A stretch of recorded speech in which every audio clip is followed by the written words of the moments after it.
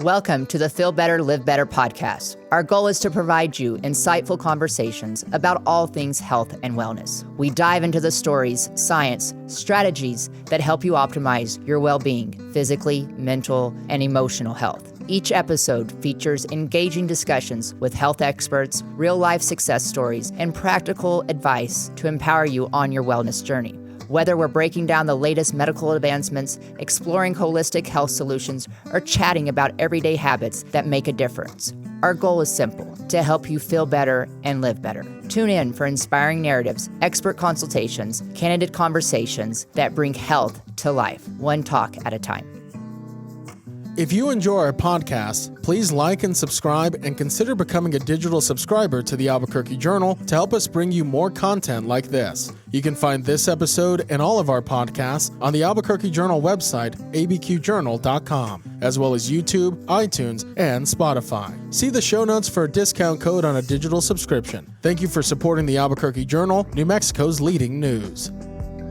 Welcome back to the Feel Better, Live Better podcast. I am your host, Kristi Fury.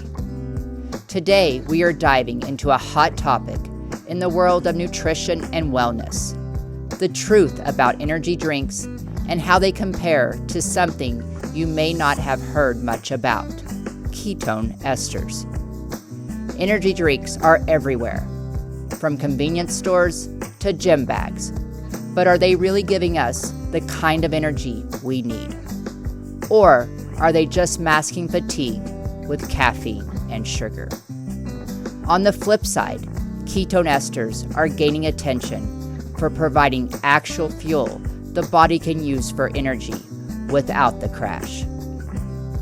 Joining me today is Veronica Castillo, a nutritionist who specializes in metabolic health and performance, to help us break down the differences, the science, and what people should know before reaching for their next energy boost. Beyond Health is dedicated to helping patients achieve a life of health. Our passion at Beyond Health is transforming your health so you can live the very best life. Beyond Health can be your partner in your journey to optimal health. Welcome back, Veronica. I'm so excited to get to talk to you again today, especially with energy drinks. So we'll just get right back into it. Why are energy drinks so popular today? Well, a lot of it has to do with the marketing. Whenever we look at marketing, really not limited to energy drinks, but just food, supplements in general, it's usually done to appeal to our psychology. So there's usually a lot of emotional framing, like a sense of belonging. And I mean, as adults with adult money, we are guilty of it too. We walk around with our status symbols. And so whenever we look at how these things are framed for even teenagers, it's cool to walk around with a certain brand of this or that drink, as made popular by this celebrity or that, athlete. And so it does give us a sense of belonging. It gives us an idea of, if I consume this, then this will happen, the if then. And then obviously fast energy, the guarantee of quick energy. Mm-hmm.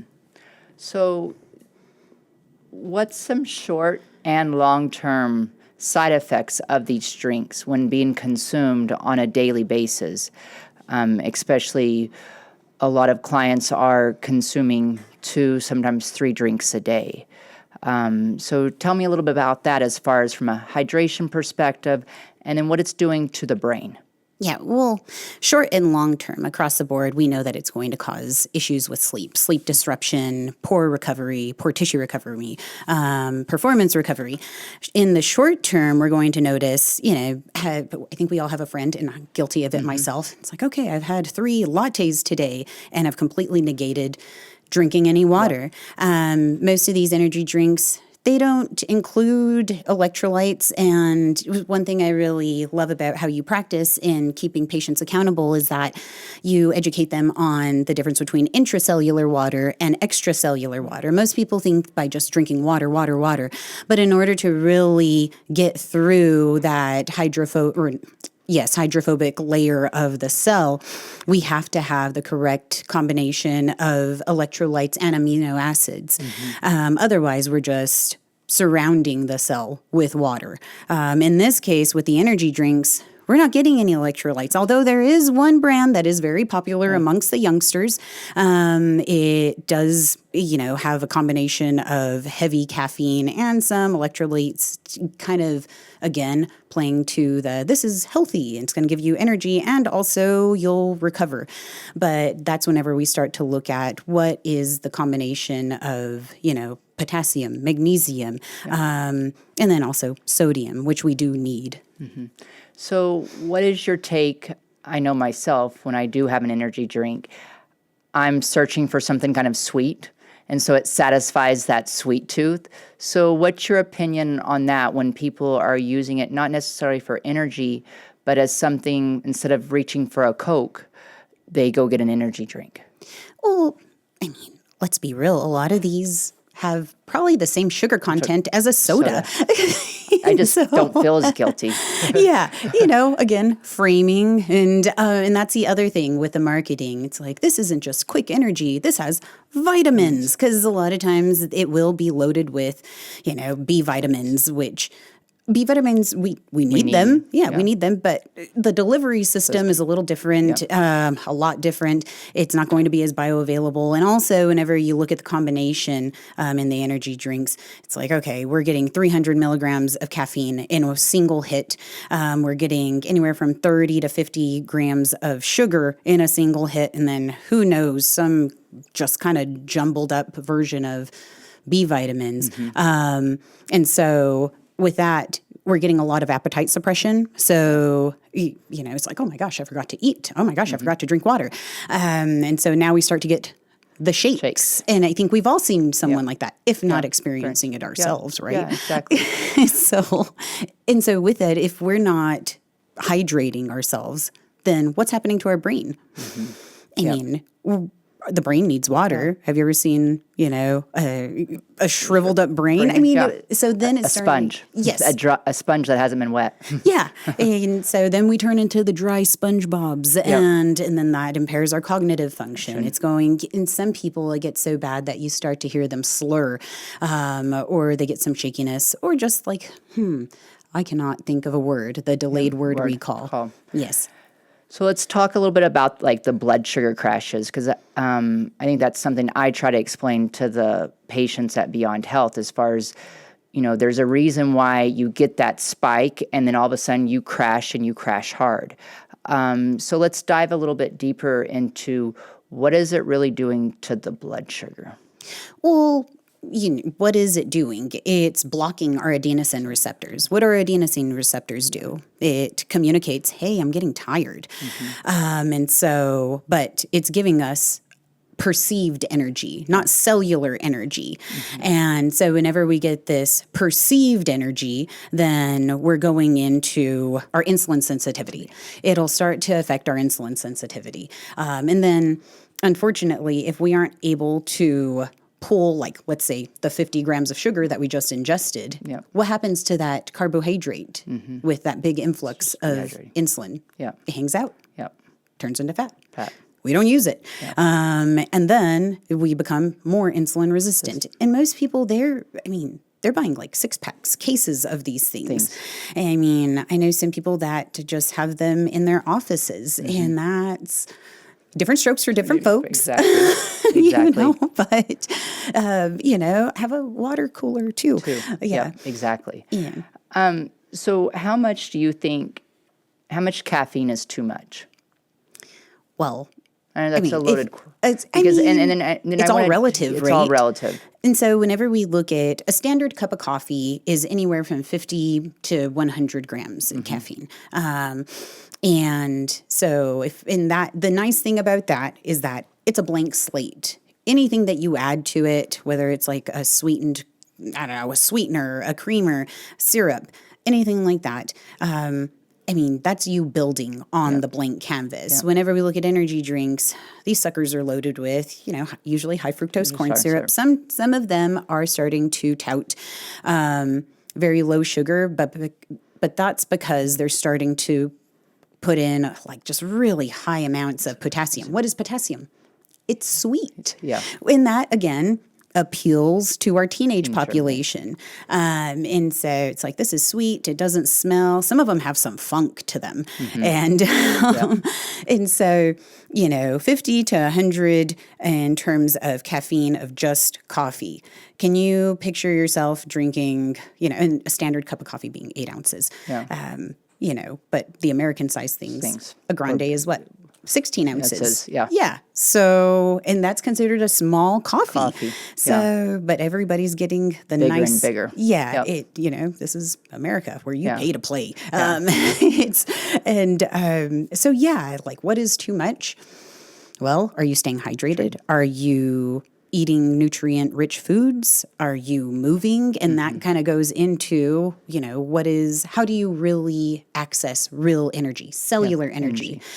Well, aside from being hydrated, resistance training, that's going to pull all of that into the muscle, and kind of going into what is the best pre-workout. We see so much on, a lot of people will do energy drinks, but there are a lot of pre-workout supplement companies that have come out with, like the pre-mix stuff that you'll see in commercial spaces.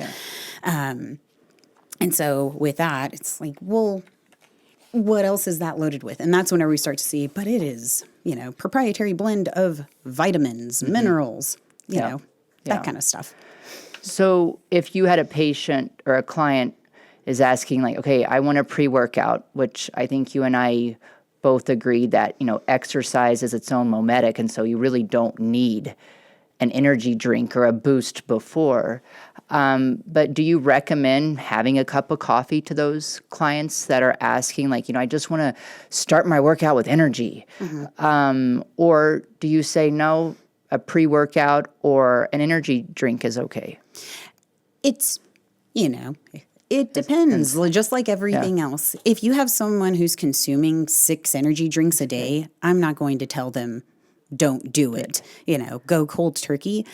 Just because, believe it or not, most people don't realize whenever you are coming off of caffeine, you are going to experience withdrawal. You will get the typical withdrawal. So if it's someone who has very high caffeine consumption, then I'll usually encourage them to find some sort of pre-workout if they are wanting to go with like a powdered pre-workout, like a non-stim, because there are a lot out there that are non-stims. Whenever we look at energy drinks, there are quite a few that are starting to be marketed with nootropics, adaptogens. And then also there's some that as made very popular recently that are tea-based. And it's like, okay, so if you're not a coffee person, because believe it or not, there are a lot of people who aren't coffee people. And some people like energy drinks, I think they taste gross. But, tea is kind of the middleman. So it's a natural caffeine delivery system. It's easy to dose, and you can get it in a can. And for some people that, again, playing to their psychology, the oral fixation, the act, we see it with alcoholics. It's just the act of it is what they need to kind of get through it. So let's talk about hydration, because I know you and I talk to our patients, clients all the time about, if you have proper hydration, you shouldn't be experiencing it if hormones are balanced and everything else is in play. Fatigue, brain fog should not be part of that picture, right? And it usually goes back down to a hydration aspect if, again, hormones are optimized, thyroid is good, all those other factors that can play into that brain fog. But I think for so many people that are drinking these energy drinks, 2-3 times a day, how dehydrating it is. And then that downstream effect from, GI distress that starts occurring for them. And again, it's because, guess what? They're trying to get more water into the cell. And so it only knows how to pull from the, that's the last, when they're starting to get, GI distress from these energy drinks, that's, in my opinion, and please correct me if I'm wrong, that's the downstream effect of the chronic use. Well, because what you'll typically see from the behavior aspect, you'll see, okay, I'm drinking this brand and it has sugar. Now I'm going to switch to their no sugar brand. And that's whenever we start to look at, what do a lot of these 0-calorie sweeteners do to our gut microbiota? And yes, gut health, that has become such a buzz thing, but it's real. It's a real thing. I mean, it's a whole ecosystem. And anything that is happening here, it is going to affect us here. And if everybody wants to start taking adaptogens for focus. Everybody wants to, ashwagandha is a great herb that you can take for stress reduction and, again, focus. But at the end of it, if you aren't taking care of this isn't going to do anything. You're going to still be, out in the middle of the desert. Well, it's just like today, for instance, my patients, there was 3 or 4 patients that all their symptoms were just gut health, or leaky gut, but yet it was now affecting their joint pain, their brain health, their brain fog. So leading on to that next point, in your opinion, what are some of the most concerning ingredients that are in these energy drinks? Like, what's some red flags for you? Like, if someone was telling you, hey, is this a good one? Is it what ingredients are concerning to you from a nutritionist perspective? First and foremost, the dose of caffeine in it. It's going to have 300 is that what I don't even know. It varies. They're averaging about 300? Yeah, the ones that I'll typically, because I always got to read the labels, it's anywhere from 150 to 300. And, as I said before, a standard cup of coffee, 8 ounces is 50 to 100. So we're getting like triple of, a strong coffee. And so the dose there, and then imagine that you multiply that times 3 or 4, you're having that all day. Sugar. Well, it's usually not going to be a cane sugar. It's not going to be a coconut sugar. It's going to be high fructose corn syrup. We know that that's going to affect our glucose levels. It's going to affect our insulin resistance. It's going to start to play to our cardiac health. And then B vitamins, again, we need B vitamins. Most people are under methylators, and we need methylated Bs. But, niacin is probably one of the biggest ones in there. And I don't know how, you correct me if I'm wrong, in terms of its association with fatty liver disease and how and even if it isn't a fatty liver disease thing, how it negatively impacts that. Go and get your panel done, see what your liver enzymes are hanging out at after doing some heavy doses of niacin. But I will say, with pre-workout, it usually is heavy in the niacin because it'll make you nice and hot. You'll get red. Ready to go. So let's talk about the sleep. I know you and I talk all the time about, health is pretty damn simple. It is diet, movement, and sleep. So let's talk about when you're consuming too much caffeine and these energy drinks, what that does to your typical circadian rhythm and why circadian rhythm really is such a pillar of health span. Well, so, as I mentioned, it blocks, that's what all of these do. It blocks our adenosine receptors. And so if we aren't getting signals that, hey, I'm tired, we're just going to be laying there staring at the ceiling. And, it's assuming that the individual is healthy, everything is balanced, there's still, that can still happen to them. And so if I have one night like that, then I have another night like that, I'm not waking up recovered at any period of time. And it's not just my physical energy, it's my brain energy, my body's ability to bounce back from a workout or something that I think goes... it just isn't talked about is whenever we're having this discourse or even in a work setting, we're using brain glucose. That's energy. And if we don't have our brain for our work, for learning, for our families, you're just going to be wasted like back to back to back. You're basically in debt. And that's going to overall negatively impact our metabolic resilience. Well, and like my saying is, you're tired but wired, in the sense of, and then that's leading to my next point of, that overstimulating nervous system that these energy drinks can contribute to. in relationship to everything we've been talking about as far as, hydration to the brain fog, all the above. But it's that overstimulation of that nervous system. That's what we're shooting for initially with the energy drink, right? I mean, we want that stimulation, but it's that overstimulation. No, well, energy drink or not, everybody's walking around with dysregulated nervous systems. And people will scoff at, well, you need to meditate. You have to, I was just talking to John this morning, it's like, be still, which is tough for people who are doers. If you are used to doing and going, and that is our world. Everything is go, instant gratification right here, right now. But there's a lot of value for our health, our sanity, to be slow. Take a moment to be slow. And like I told him, I was like, take a moment breathe. to look at the sky. And take a breath. And so if we aren't taking time to learn to breathe, real breathing, because most people are rescue breathing up here, breathing here.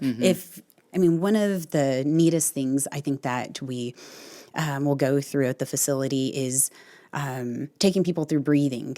You see them get frustrated. They start to, huff, puff, but then their nervous system will start to fight back. Which is really cool because all that means is that you're starting to take them out of the dysfunctional patterns.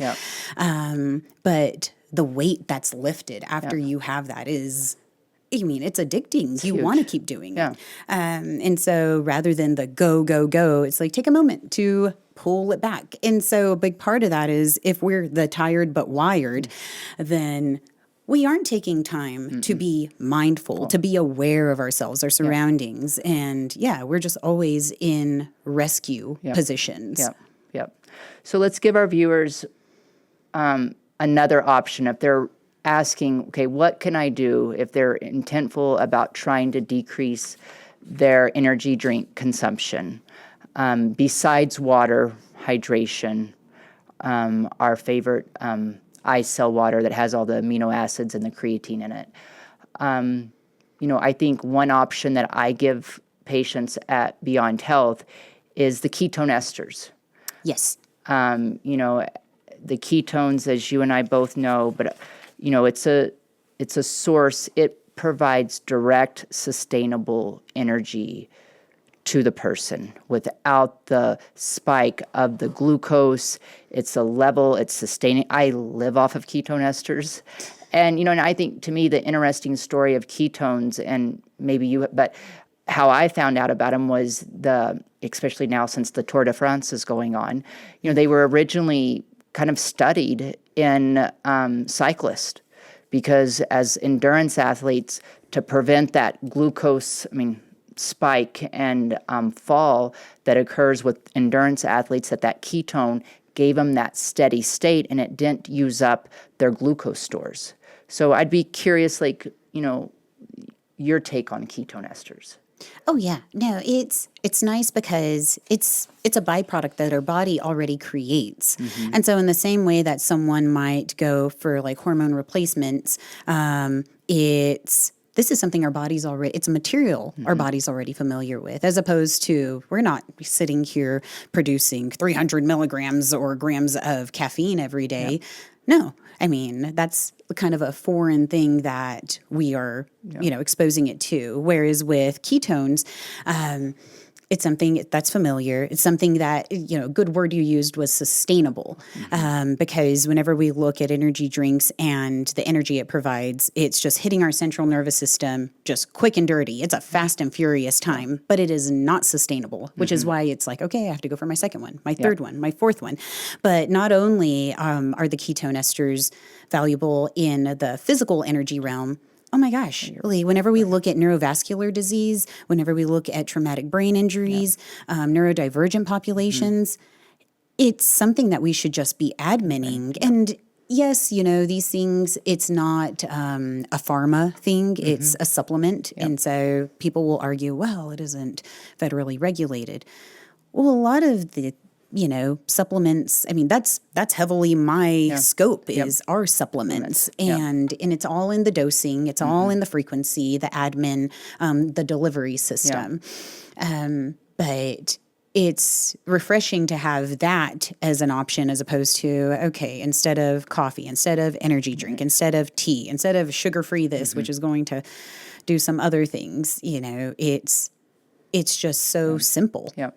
Well, and I was at a conference last week, a brain conference, and it's even part of their protocol from long hauler COVID to Parkinson's disease to ALS to MS. I mean, basically, there is very few people, if any, that could not benefit from a daily little, maybe not the dose I'm doing, but a daily dose. And what I love about ketones is especially at night, doing a very small swig of it right before I go to bed, it just calms that central nervous system.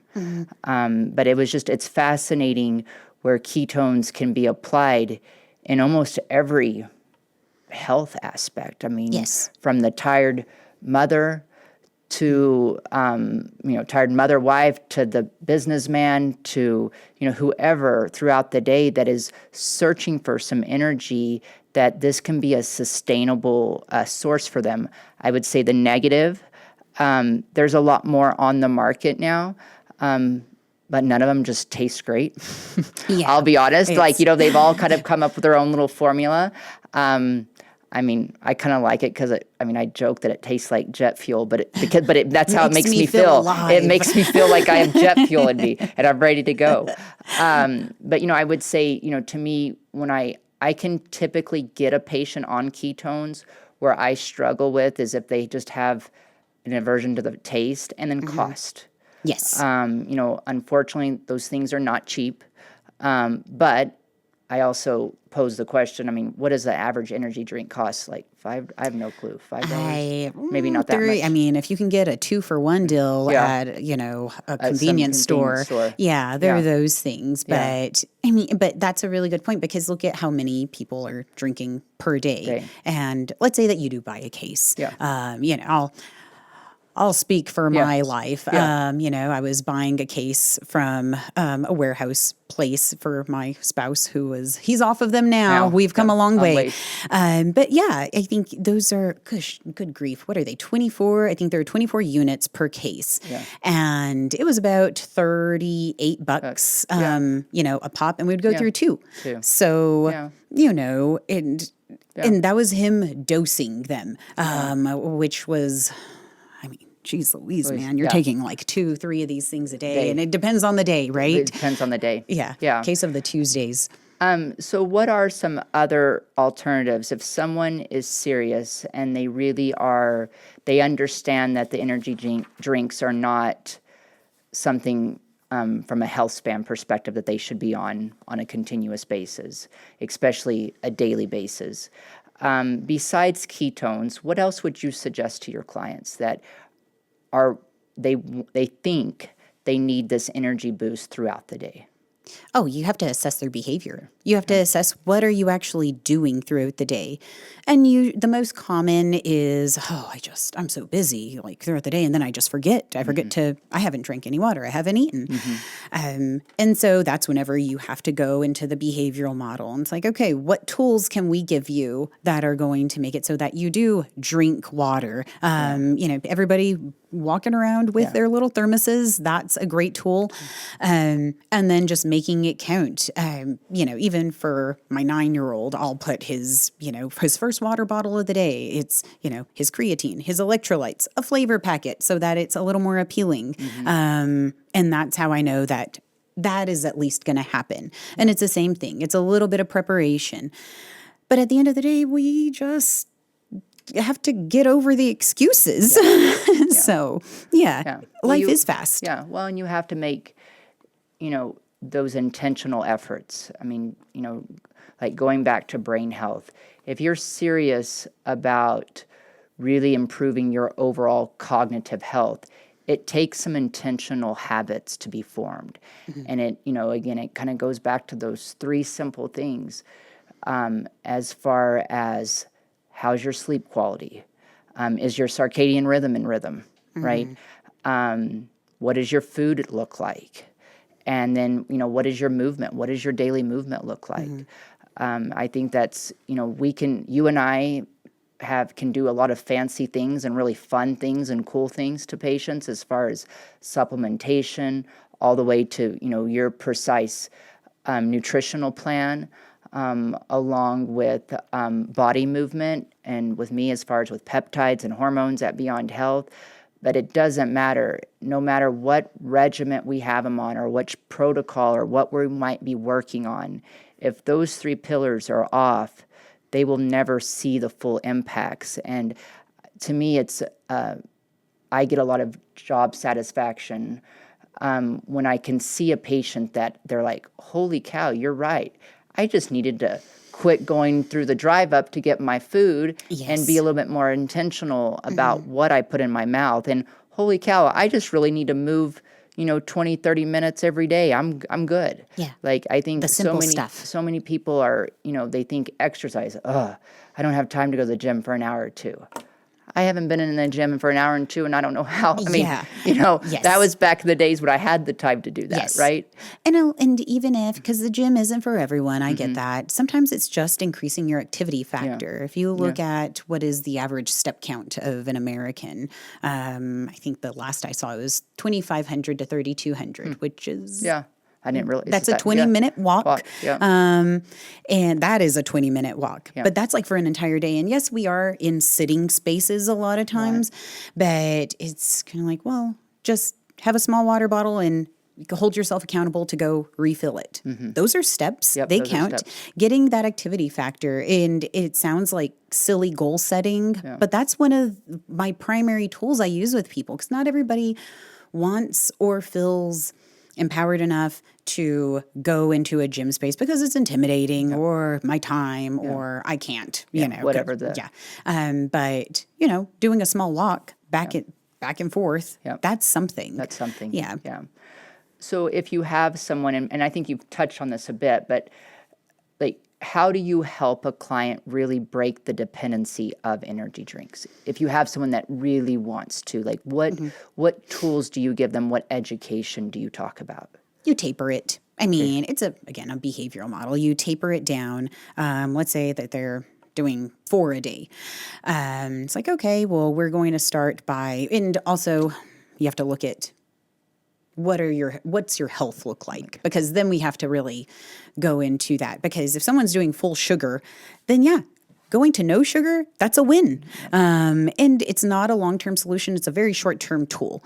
And then it's like, okay, we're going from full sugar to no sugar. And now that we're on the no sugar 4 times a day, let's try to switch that to 3. And now we're going to add in an electrolyte drink. In a lot of the carbonation, the sensory aspect, because we are sensory beings. People love that. And so I'll give them pivots, other things. It could be seltzer waters. It could be, I don't know, seltzer waters are great. But also adding in, your daily electrolytes, your daily creatine, assuming that they're a good candidate for that. And just 1 day, 1 week, 1 month at a time, getting away from it. What got my husband away from it, I got a really fancy espresso machine that all he had to do was press a button. And now he's on coffee, and that's great. And he's not doing 9 cups of it. He's doing 1 to 2, which is tremendous for him. So if you could share one key takeaway with listeners about the risk of energy drinks, what would it be? I at least understand what you're doing. Understand what you're doing whenever you are consuming these things. It's not smoking a cigarette, but you are causing short-term and long-term damage to your metabolic system. Let's say that you are having 3 or 4 of these and you eat perfectly, you work out perfectly, you hydrate perfectly. Well, it sounds like you're just better than I am. But it doesn't change the fact that it is going to play into, it's going to affect your sleep. We see a lot of people experiencing bouts of insomnia. It's going to affect your tissue recovery. We see people who aren't sleeping adequately, having the inflammation, the belly inflammation. If you're trying to lose weight, it's going to affect that. If you're trying to use your brain, if you need your brain for work, it's going to affect that. So just understand that what you're doing, it isn't it isn't helping you a whole lot. And there are other tools like adequate hydration. I mean, utilizing electrolytes, eating nutrient-dense food, resistance training. Because again, pulling fluid into the muscle so that you can, our muscle system, our muscular system, that's our best energy system, source. Really. So, well, it goes back to that, point that, muscle is our biggest wealth. And that is so true. And no matter what topic you're talking about, that, if you're going to have lasting health, there has to be a decent amount of muscle mass. And I think my big take home or for listeners would be that, energy drinks give you the illusion of energy, but like the ketone esters give your body actual fuel. I think that's what I try to explain to patients as far as when I am suggesting them, hey, I don't know how many bottles. We probably make zero money with those ketone esters because I'm always giving them away. But it gives, I give them one and they almost always come back for another one and then they start buying them. And which is a huge win for me because then I know I'm helping them from a metabolic perspective, flexibility, from a brain perspective, and then truly giving them some energy so they don't feel like they need these afternoon jam sessions with a... Yeah. Mitochondrial efficiency. Like that's, you're the powerhouse, right? Yeah. So. Yeah. Well, thank you again for your time, Veronica. This has been fun. Yeah, it has been. Thanks. Thanks.